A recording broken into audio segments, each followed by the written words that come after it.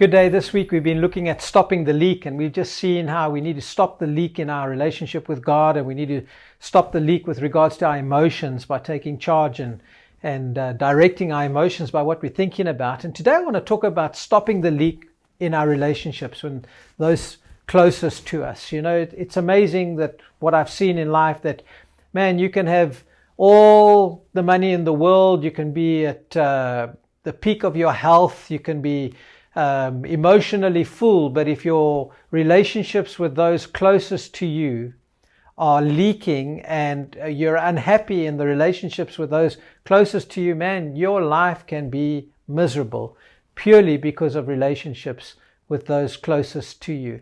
And it's so important that we manage the relationships closest to us, because it's so much easier to maintain a relationship than to regain a relationship, man. To start again from the beginning is very, very difficult. You know, in 1 Timothy 3:8, it says, if anyone provides not for his own, and especially for those of his own house, he has denied the faith and is worse than an infidel. The word provide there means to consider and provide maintenance in advance of a need.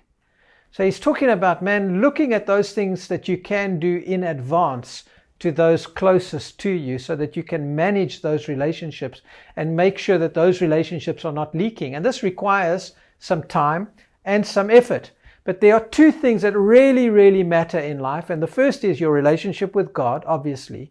And then your relationship with those around you, those people that love you and those people that you love. So two keys in healthy relationships is, number one, you have to be secure in your identity in Christ and God's love and acceptance.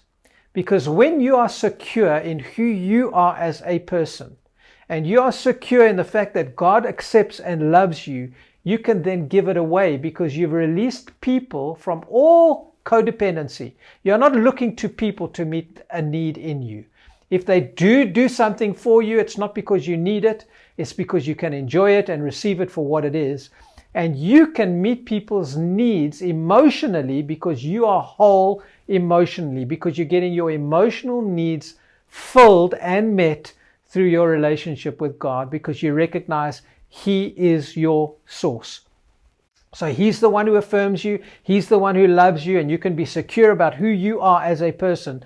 And then you can build bridges, and you can be a peacemaker and the one who loves people around you without you needing it from people.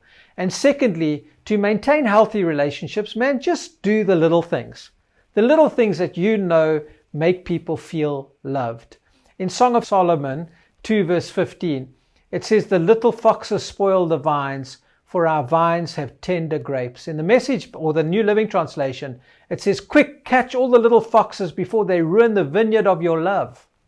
It's those little things that ruin the vineyard of our love. And I'm sure many of you have read the 5 love languages, but I just want to remind you today, these 5 languages can patch up the holes in the bucket and stop any kind of leak. And the first is words of affirmation. Make sure that if your partner or those around you need to be affirmed through words, that you do it. Secondly is quality time. Spend time. There are people who they feel loved when you're spending time with them. So if you know your partner's love language is quality time, go and spend time with them. Thirdly, receiving gifts. Maybe there's somebody in your family who loves to receive gifts or buy gifts. Man, go and buy them a lunch bar. Go and buy them a Seattle coffee. Go and do something small where you're expressing love through gifts. Fourthly, acts of service. There are people who love it when you are serving them because you see them serving. That's how they feel loved. Go and do something. Make them a cup of coffee. Take them a sandwich. Do something where you can serve them. And lastly, physical touch.